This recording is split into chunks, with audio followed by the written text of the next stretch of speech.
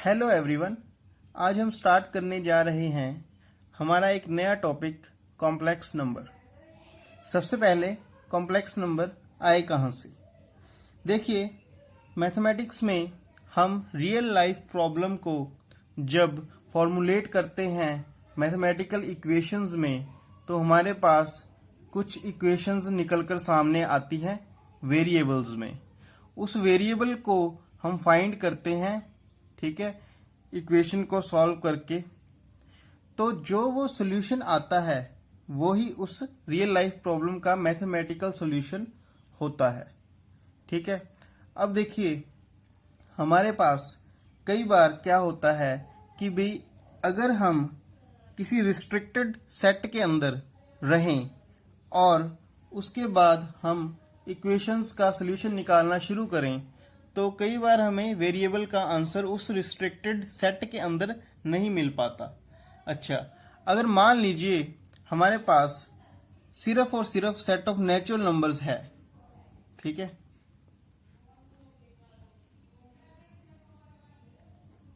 Set of natural numbers है, हमें और किसी भी चीज का नॉलेज नहीं है, तो हमारे पास इक्वेशन मान लीजिए इस तरह का सामने आता है।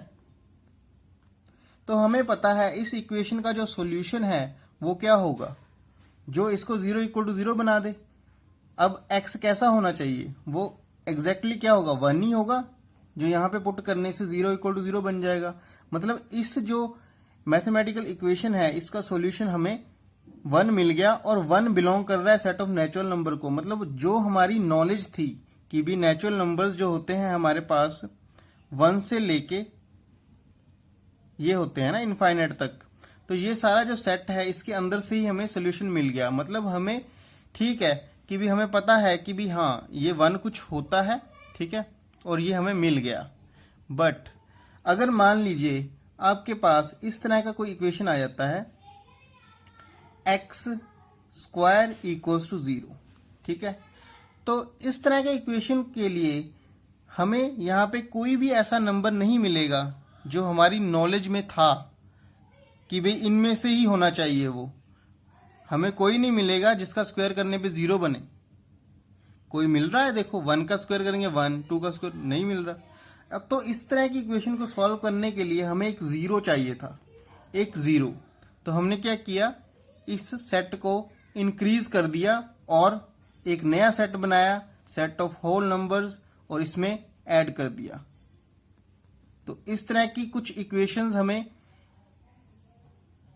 मिल जाती हैं जिनका सॉल्यूशन 0 भी हो सकता है, ठीक है। आगे हमारे पास कुछ इक्वेशंस आई x plus 1 equal to 0 type की, ठीक है। तो यहाँ पे 1, 2, 3 कुछ भी हो सकता है और प्लस है यहाँ पे। अब देखिए इनमें से कोई भी नंबर आप यहाँ पे रख कर देखो x की जगह में, ये कभी भी इसको सेटिस्फाई नहीं करेगा। मतलब इस इक्वेशन का सॉल्यूशन जो है इस सेट में से नहीं मिल सकता। तो हमें एक नया नंबर जनरेट करना पड़ा, x इक्वल टू -1। -1 यहाँ पे रखें और +1 इक्वल टू 0 बन जाएगा। और वो जो -1 है वो बेसिकली है क्या, वो होल नंबर तो है नहीं, ना नेचुरल से है ना होल से है। तो मतलब क्या है इसका, अब हमने फिर नया एक सेट जनरेट कर दिया जो 0 +-1 +-2, ठीक है, इस तरह का बन गया। मतलब हमारा जो था थिंकिंग एरिया वो और एक्सटेंड हो चुका अब, ठीक है। तो हम स्टार्ट किया था हमने नेचुरल नंबर्स से। अच्छा, नेचुरल नंबर्स का जो सेट होता है ना उसको हम गॉड नंबर्स भी बोलते हैं। ये हमें नेचर से मिले हैं, ठीक है। इसके बाद जो भी बना है वो मैन ने बनाया है, ठीक है, वो इंसान ने बनाया है। तो अब देखिए आगे, अब देखिए इस तरह की जो इक्वेशंस हैं इनका सॉल्यूशन हमें इनमें से मिल जाएगा, ठीक है। हमारा नॉलेजेबल जो सेट है अब तक का ये बन चुका अब, ठीक है। ठीक है जी, अब कोई मुझे बोलेगा कि ठीक है हमारे पास अगर इस तरह का इक्वेशन सामने आ जाए तो इसका सॉल्यूशन बताइए क्या होगा। क्या वो इन नंबर्स में से होगा जो हमारा नॉलेजेबल सेट था? Of course not. यहाँ पे कोई भी माइनस या प्लस का कोई नॉन जीरो नंबर पुट करके देख लो या फिर जीरो पुट करके देख लो एक्स की जगह में, ये कभी भी सेटिस्फाई नहीं करेगा, मतलब इसका सोल्यूशन नहीं बन पाएगा इनमें से कोई भी नंबर। तो इसका मतलब क्या हुआ कि भाई हमें एक नया नंबर जनरेट करना पड़ा, नया सेट ऑफ नंबर्स जनरेट करना पड़ा जो इस टाइप का होगा। किस टाइप का होगा? P अपॉन क्यू टाइप का, ऊपर भी इंटीजर नीचे भी इंटीजर, ठीक है, और क्यू नॉन जीरो होगा। तो इस टाइप का जो हमारे पास सेट निकल के आया वो नए नंबर्स का कुछ कोई सेट था, और उस सेट को फिर हमने बोला सेट ऑफ रैशनल नंबर्स, ठीक है। तो इस तरह के हम नंबर्स को डालते हैं सेट ऑफ रैशनल नंबर्स में, ठीक है। ठीक हो गई बात? अच्छा, उसके बाद ठीक है, यहां तक तो सही चल रहा था सारा कुछ। अब देखिए इस तरह के नंबर्स हमारे पास आ चुके जो इंटीजर अपॉन इंटीजर है और नीचे वाला इंटीजर नॉन जीरो है। उन सब नंबर्स का कलेक्शन करके हमने एक सेट बनाया, रैशनल नंबर्स का सेट। अब देखिए, अब प्रॉब्लम एक और अराइज हो गया। अब देखिए, कोई मुझे बोलेगा ठीक है जी, हमारे पास एक रियल लाइफ में इस तरह का इक्वेशन सामने आ गया जो है x square minus 2 is equal to 0। अब आप देखोगे कि इस तरह के इक्वेशन को सॉल्व करने के लिए हमारे पास कोई भी ऐसा रैशनल नंबर नहीं मिल पाएगा, ठीक है। कोई भी ऐसा रैशनल नंबर नहीं मिल पाएगा जो इसको सेटिस्फाई कर जाए, मतलब जो इसका सॉल्यूशन बन जाए, ठीक है। फिर हमने क्या किया, एक नया नंबर जनरेट किया इस तरह का प्लस माइनस, ठीक है। माइनस वाला √2 पुट करके देख लो, उसका स्क्वायर कर लो -2, तो वो हमारा 0 बन जाएगा। तो इन जो है इस इक्वेशन के दो सॉल्यूशंस एग्जिस्ट कर जाते हैं, प्लस माइनस √2। अब देखिए ये जो नंबर है नया, ये इस सेट में से तो है नहीं, ठीक है। तो हमें फिर नया एक सेट जनरेट करना पड़ा जिसको हम बोलते हैं क्यू स्टार, ठीक है। किसी भी तरह से हम इसको डिनोट कर सकते हैं। मैं इसको क्यू स्टार से डिनोट कर रहा हूं, या फिर इसको आप लिख सकते हो सेट ऑफ इररेशनल नंबर्स,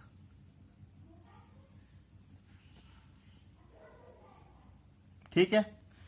ठीक होगी बात? अब देखिए सेट ऑफ इररेशनल नंबर हमारे पास ये आ गए, कुछ नए तरह के नंबर्स, ठीक है।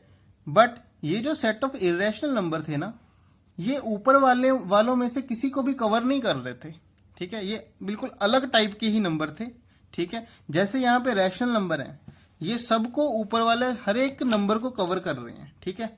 बट ये जो नंबर है ना, ये जो सेट ऑफ इररेशनल नंबर्स है ना, वो रैशनल नंबर को तो कवर कर ही नहीं रहे थे, मतलब वो बिल्कुल ही अलग नंबर हैं, ठीक है। इनमें इन सेट्स में दोनों में कुछ भी कॉमन नहीं निकल कर सामने आया। तो हमने क्या किया, इन दोनों को एक नए सेट में डाल दिया जिसको हम बोलते हैं सेट ऑफ रियल नंबर्स, और इसको बोलते हैं RC, ठीक है। तो वो बोलते हैं set of real numbers, set of real numbers. हमने क्या किया, इन दोनों का यूनियन कर दिया। यूनियन मतलब इन दोनों को एक साथ क्लब कर दिया, कॉम्बिनेशन बना दिया इनका, उसको हम बोलते हैं सेट ऑफ रियल नंबर्स।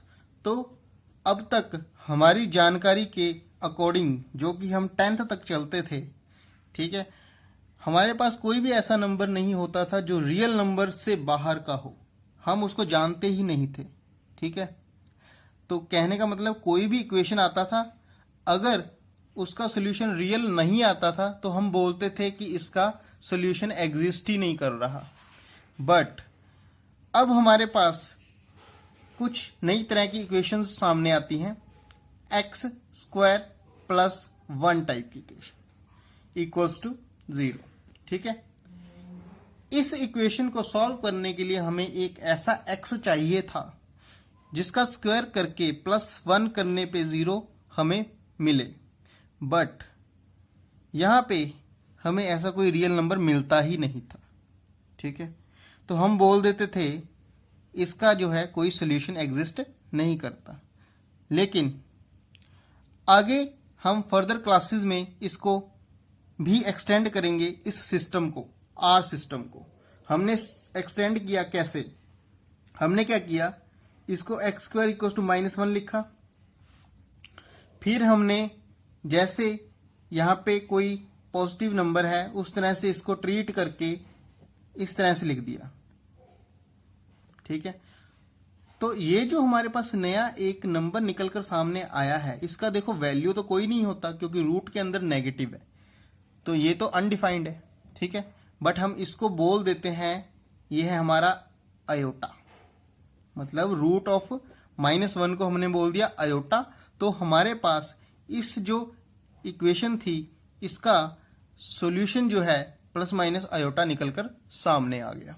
अब ये जो आयोटा आया है, ठीक है, ये एक नया सेट जो है जनरेट करता है, इसको हम बोलते हैं कॉम्प्लेक्स नंबर्स का सेट। ठीक है, और उसमें हम किस तरह के नंबर्स डालते हैं, देखिए किस तरह के नंबर्स डालते हैं उसमें। देखिए उसमें हम डालते हैं सेट A प्लस IB, ठीक है, where A and B belongs to real numbers.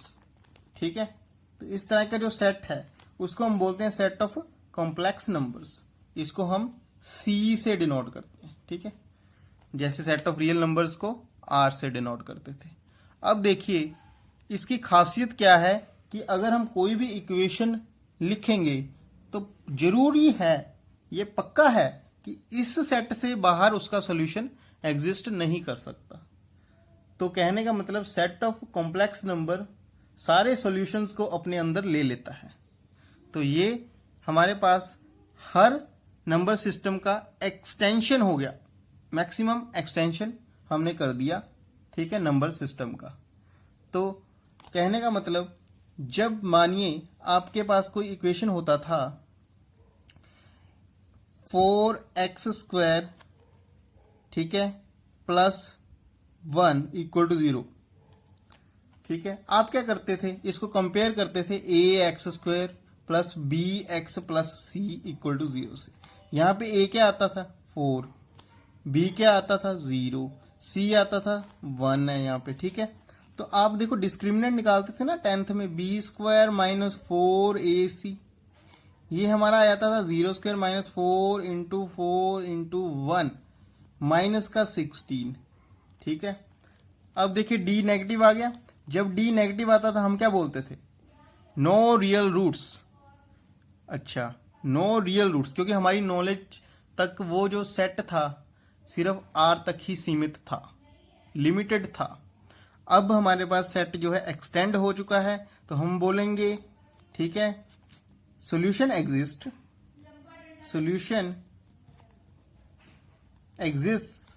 In C। ठीक है, मतलब कॉम्प्लेक्स नंबर्स में सॉल्यूशन इसका मिल जाएगा। और उसका सॉल्यूशन होगा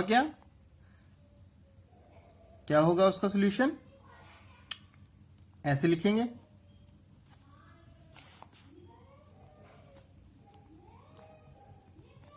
रूट ऑफ -1/4, इसको मैं -1 × 1/2 लिख सकता हूँ, 1/4 लिख सकता हूँ। ठीक है, दिस इज ये क्या है हमारा, देखो यहाँ पे प्लस माइनस आना था।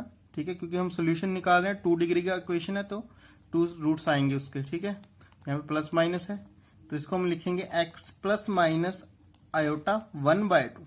ठीक है, ये मेरा सॉल्यूशन आ गया। ठीक है, तो हमारा जो सॉल्यूशन था वो किसमें एग्जिस्ट कर गया, C में, मतलब कोई कॉम्प्लेक्स नंबर आया ना सॉल्यूशन। ठीक है, तो आप यहाँ पे डेफिनेटली बोल सकते हो कि हमारा सॉल्यूशन एग्जिस्ट तो करता है बट C में करता है। D चेक करने के बाद आप बोलोगे अगर नेगेटिव आता है। ठीक है, तो ये था हमारा कॉम्प्लेक्स नंबर्स का इंट्रोडक्शन। तो देखिए आगे हम करेंगे डिफरेंट पावर्स ऑफ आयोटा। ठीक है, और कुछ एग्जांपल्स करेंगे कॉम्प्लेक्स नंबर्स की। ठीक है, तो जुड़े रहिए। ठीक है।